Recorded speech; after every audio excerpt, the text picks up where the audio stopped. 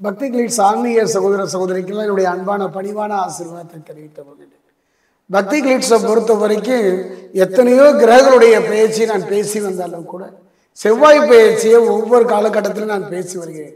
காரணம், மற்ற கிரகங்களுடைய பெயர்ச்சியினுடைய பலாபலங்களை முழுமையாக நாம் அனுபவிக்க முடியாவிட்டாலோ அதனுடைய முழுமையான பலனுடைய தாக்கத்திலிருந்து நாம் தப்பித்துக் கொள்வதற்கு ஒரு அருமையான சந்தர்ப்பத்தை தருவது, ஒரு ரட்சகனாக இருப்பது, ஒரு கவசமாக இருப்பது எதுன்னு பார்த்தீங்கன்னா செவ்வாய் தான். செவ்வாய் குறுகிய கால பயிற்சியாக இருந்தாலும் கூட நம் வாழ்வையே புரட்டி போட்டு விடக்கூடியது. தொழில் ரீதியா, மன ரீதியா, உடல் ரீதியா வரக்கூடிய பிரச்சனையிலிருந்து விடுதலை பெறக்கூடியது இந்த செவ்வாய் பயிற்சி தான். அப்படிப்பட்ட அந்த செவ்வாய் பயிற்சியை பொறுத்த வரைக்கும் 15/3/2024 மகரத்திலிருந்து அவர் கும்பத்துக்கு பயிற்சியாகி கும்ப செவ்வாயாக பயிற்சி ஆகின்றார். பார்த்தீங்கன்னா 23/4/2024 வரை 40 நாட்களுக்கு அவர் கும்ப செவ்வாயாகவே பலன் தரப்போகின்றார். இந்த காலகட்டத்தில், இந்த செவ்வாய் பயிற்சியுடைய காலகட்டம் மகர ராசிக்கு எவ்வாறு இருக்கும் என்பதை இப்ப நம்ம பார்க்கலாம்.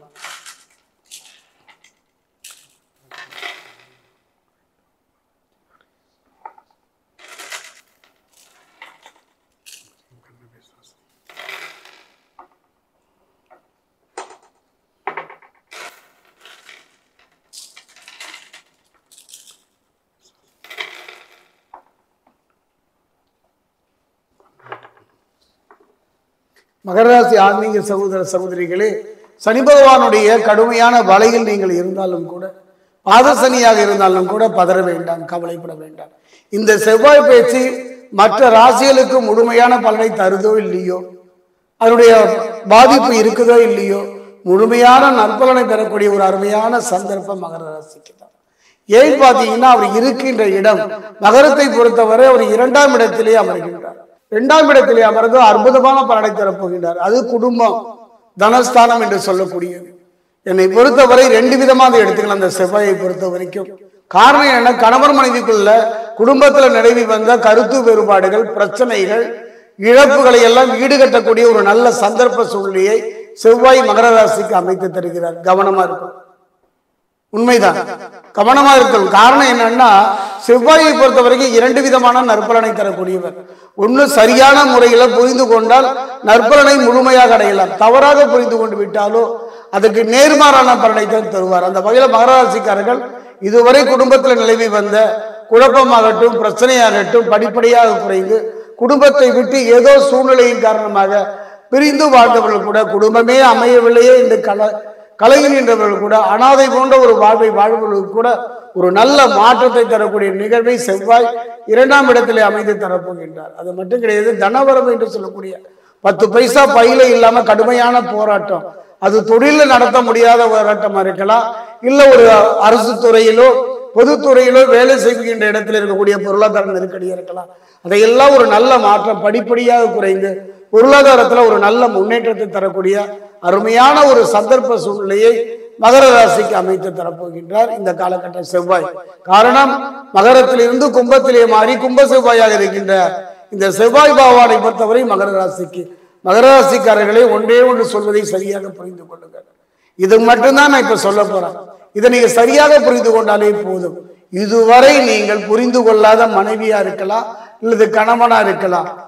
உங்களுடைய வாழ்க்கைக்கு இதுல எது, என்னுடைய தோல்விக்கு எது காரணம், நான் இவ்வளவு துன்பப்படுறேனே எது காரணம், என்னுடைய வேதனைக்கு இது காரணம், நான் ஓடி ஓடி உதவி செய்தேனே அத்தனையும் பலனற்று போய்விட்டதே என்று புலம்புவதை விட்டுவிட்டு இதற்கான காரணத்தை புரிந்து கொள்கின்ற ஒரு நல்ல சந்தர்ப்ப சூழ்நிலையை செவ்வாய் உங்களுக்கு அமைத்து தரப்போகின்றார்.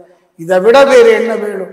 நீங்கள் இழந்த தொழிலாகட்டும், வாழ்வாகட்டும் திரும்ப பெறக்கூடிய ஒரு அருமையான சந்தர்ப்பம் இந்த காலகட்டம். இதுவரை உங்களை எதிர்த்து, உங்கள் வாழ்வுக்கு குடிபறித்து, உங்கள் வாழ்வை கெடுத்து, உங்கள் வாழ்வில நிம்மதி இல்லாத சூழ்நிலையை உருவாக்க அவர்கள் கூட பணிந்து நகர்ந்து போகின்ற ஒரு சூழ்நிலையை செவ்வாய் அமைத்து தருவார்.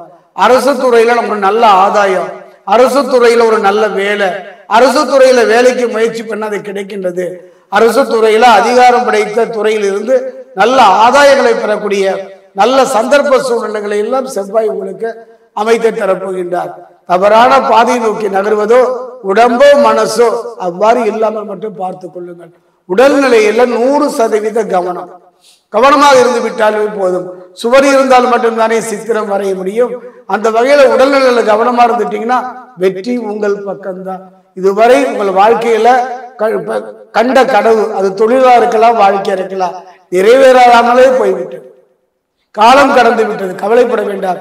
இதுக்குத்தான் காத்திருந்தீர்கள். காரணம், 2 செவ்வாய் வருகின்ற ஒரு அற்புதமான ஒரு காலகட்டம். பாதசனி பகவானுடைய பாதிப்பிலிருந்து உங்களை காப்பதோடு, எந்த பிரச்சனை வந்தாலும் அது தலைக்கு வந்தது தலப்பாயோடு போச்சுங்கிற மாதிரி அத்தனை பிரச்சனைகளையும் ஏற்று போராடுகின்ற மனோ திரையை தந்திருக்கின்றார், தரப்போகின்றார். இந்த 40 நாட்கள் இதை நல்ல முறையில நீங்க பயன்படுத்த 2 விதமா பயன்படுத்தலாம். மனசையும் உடம்பையும் சரியான முறையில் வைத்துக் கொள்வீர்களானால் கவலையே பட வேண்டாம். மனதை நல்ல முறையில் வைத்துக் கொள்வதற்கான நல்ல சூழ்நிலையை செவ்வாயும், உடலை நல்ல முறையில் வைத்துக் கொள்வதற்கான ஒரு சூழ்நிலையை சனி பகவானுமே அமைத்து தருகின்றார். என்னை பொறுத்த வரைக்கும் சனி பகவானை நினைத்து, சனி பகவானுடைய பாதசனை நினைத்து பயந்து விடாதீர்கள். காரணம் என்னன்னா, சனி பகவானை பொறுத்த வரைக்கும் ஒரு மனிதனை உயர்த்தி உன்னதமான நிலையில் உட்கார வைத்து அழகு பார்ப்பதும் அவன் தான். அத்தனை சொத்து சுகம் எல்லாம் கொடுத்தாலும் அதை அனுபவிக்க முடியாமல் இடையிலேயே நம்மை நகர்த்தி விடுவான். நான் சொல்ற அர்த்தத்தை புரிஞ்சுக்கணும். எல்லாத்தையும் எல்லா இடத்துலையும் பேசிட முடியாது. நல்ல மனைவி, நல்ல குடும்பம், நல்ல சொத்து சுகம், நல்ல தொழில் அமைத்தாலும் இடையிலேயே நம்மை அதிலிருந்து பிரித்து விடுவான். அது ஆயுள்காரகன் வந்தானே. கொஞ்சம் கவனமா இருங்க, நிதானமா இருங்க. உடலிலேயும் மனதையும் சரியாக வைத்துக் கொள்ளுங்கள். முடிந்தால் திருத்தணிக்கு அருகே உள்ள அந்த பாதசனீஸ்வரர் ஆலயம் சென்று ஏதோ நல்லெண்ணெய் கொண்டு அபிஷேகம் பண்ணுவதோடு நிறுத்திக் கொள்ளாமல் ஒரு 10 நிமிஷம் மாயவனேஸ்வரர் உடனுடைய சிவகாமி அம்மன் ஆலயத்துல அந்த சிவனுக்கு நேராக அமர்ந்து மனமுருக பிரார்த்தனை பண்ணுங்க. கண்களில் வருகின்ற கண்ணீரை அவனுக்கு காணிக்கையாக்கி வழிபடுவீர்களானால் இந்த செவ்வாய் பெயர்ச்சி 12 ராசி 27 நட்சத்திரத்துல மகர ராசி. மகரத்தை பொறுத்த வரைக்கும் உத்திராடம் 2, 3, 4, திருவோணம், அவிட்டம் 1, 2க்கு மிகப்பெரிய ஒரு மாற்றத்தை ஏற்படுத்தும். என்னை பொறுத்தவரை இந்த செவ்வாய் பயிற்சியில செவ்வாய் 2ஆம் இடத்திலே அமைந்திருப்பதனால சகோதரி மத்தியில ஏதாவது சாபம் வந்திருக்கும். எத்தனையோ சாப பாவங்களை எல்லாம் ஜோதிடம் சொன்னாலும் கூட சோழி பிரசனத்துல ஒரு சாபம், ஒரு சகோதரியுடைய சாபம்.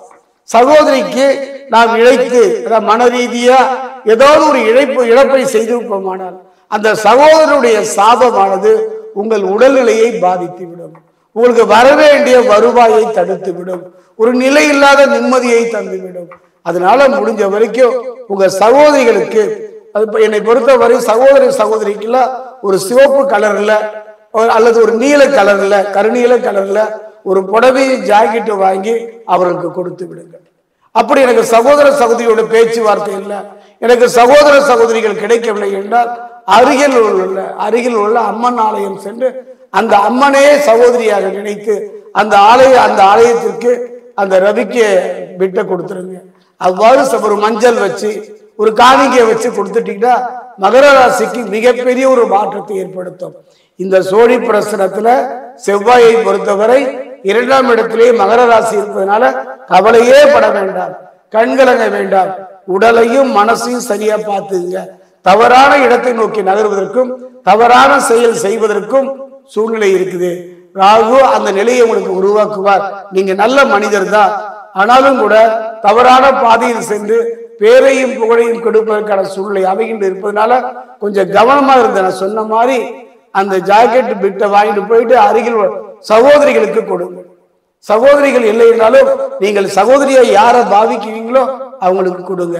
அப்படியும் இல்லை என்றாலும் அருகில் உள்ள அம்மன் ஆலயத்திற்கு சென்று அதை காணிக்கையாக கொடுப்பீர்கள். ஆனால் மகர ராசியை பொறுத்த வரைக்கும் இந்த 40 நாட்கள் மிகப்பெரிய ஒரு மாற்றத்தை, நல்ல முன்னேற்றத்தில் மன ரீதியா உடல் ரீதியா தரும்.